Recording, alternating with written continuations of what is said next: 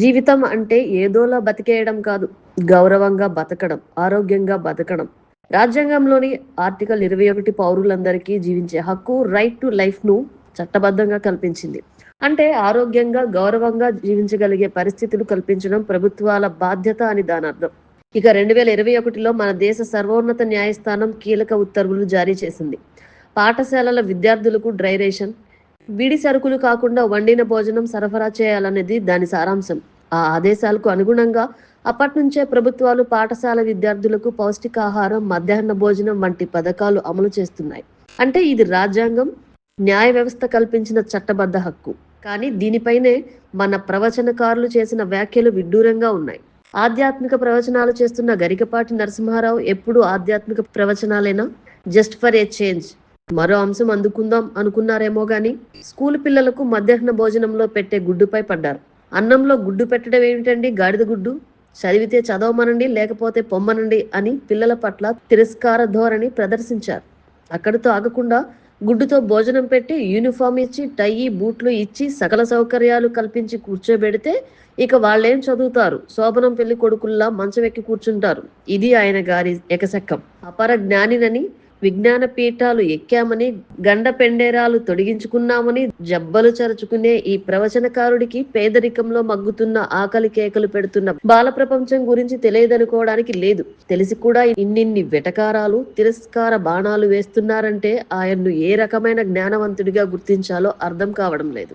2021 లెక్కల ప్రకారం మన దేశంలో 7 లక్షల శిశు మరణాలు సంభవించాయి.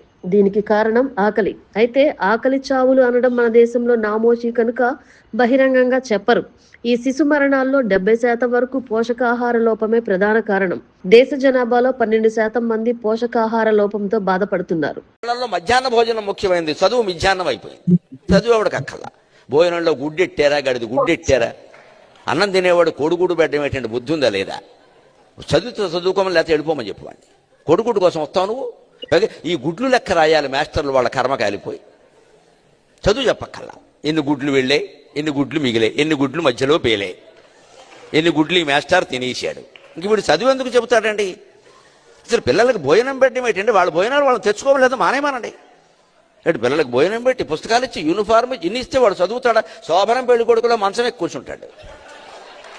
ఎందుకు చదువుతాడు వాడు? విద్యార్థికి ఎన్ని సౌకర్యాలా అవసరమా? చదువు రావట్లేదు ఎవరికి, భోజనాలే వస్తున్నాయి. పైగా అందులో బల్లి పడింది, పిల్లి పడింది, పడదా? ఆ వండి పెట్టే వాళ్ళకి డబ్బులు ఉండవు. ఎక్కడి నుంచి ఇస్తారు? ఎంతమందికి ఇస్తారమ్మా? ధార పోస్తారు ప్రభుత్వం వాళ్ళు. ఎక్కడి నుంచి ఉన్నాయి డబ్బులు? ఇక్కడ నీ డబ్బులు పెట్టి నువ్వు చదువుకో, నీ అన్నం నువ్వు తిను, నీ బట్టలు నువ్వు కట్టుకో, నీకు ఇష్టమైతే చదువు. ప్రభుత్వం పని ఏమిటంటే, ఉభయ తెలుగు రాష్ట్రాల పెద్దలందరూ వింటారు నా కెమెరా ద్వారా కాబట్టి చెబుతున్నా, ప్రభుత్వం కర్తవ్యం బాగా చదువు చెప్పడం తప్ప పుస్తకాలు ఇవ్వడం, బట్టలు కుట్టించడం, అన్నం పెట్టడం కాదండి.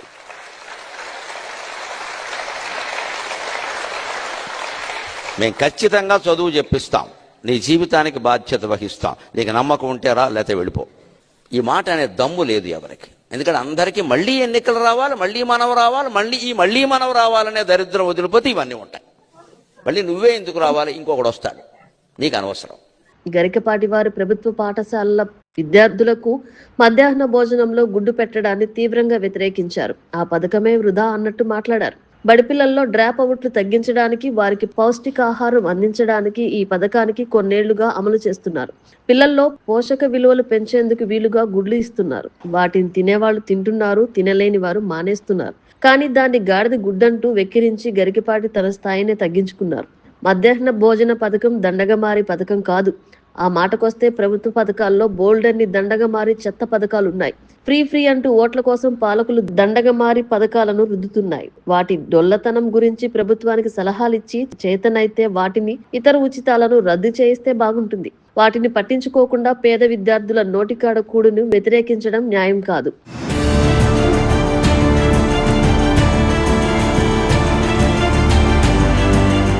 గరికపాటి చేసిన ఈ వ్యాఖ్యలపై విద్యాశాఖ మంత్రి వివరణ ఇవ్వాలి, ముఖ్యమంత్రి స్పందించాలి. మొన్న ఆంధ్రప్రదేశ్ రాష్ట్రం పేరు మార్చాలి అన్నారు. దానికి మిక్స్డ్ రెస్పాన్స్ వచ్చింది. ఇప్పుడు పిల్లలకు యూనిఫారాలు వద్దు, పుస్తకాలు వద్దు, కోడిగుడ్లు వద్దు అంటూ అసహనం. ఇది కూడా ప్రభుత్వ ఐడియానా అంటూ విమర్శలు చేస్తున్నారు.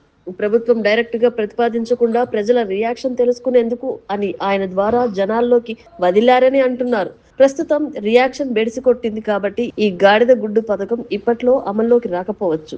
ఆకలి అనేది కఠోర వాస్తవం. ప్రాణి పుట్టిన వెంటనే చేసే మొదటి ఆక్రందన ఆకలి రోదనే. కడుపు నిండితేనే కదా ప్రాణం నిలిచేది. ప్రాణం నిలిస్తేనే కదా చదువు, సంస్కారం, ఆధ్యాత్మికత అబ్బేది. కానీ దురదృష్టవశాత్తు మన మధ్య ఉన్న కొందరు సోకాళ్ళు జ్ఞానులు ఆకలిని కూడా ఆచారాల త్రాసులో తూకం వేయాలని చూస్తున్నారు. కంచం నిండా తిండి లేని వాడికి పౌష్టికాహారం కంటే పట్టింపులు ముఖ్యమని చెప్పడం ఎంతవరకు సమంజసమో ఆలోచించాలి. ఆధ్యాత్మికత అంటే ఆత్మజ్ఞానం నింపడం తప్ప ఎదుటివాడి కంచంలో ఏముండాలో శాసించడం కాదు. కడుపు నిండని పరిస్థితే లేని పిల్లలకు రోజు కోడిగుడ్లు లభించడం వరం. అవి కేవలం ప్రోటీన్లు, ఇతర పోషకాలతో కూడిన అండాలు మాత్రమే. నిల్వ చేసే ఉష్ణోగ్రత వల్ల కూడా వీటిలో ఎలాంటి జీవక్రియలు జరగవు. అందుకే పిండం లేని ఈ గుడ్లను శాస్త్రీయంగా శాకాహారంగానే పరిగణిస్తారు. దీన్నే మాంసాహారం హింసగా భావిస్తే మరి పాలు తాగడం కూడా హింస కాదా?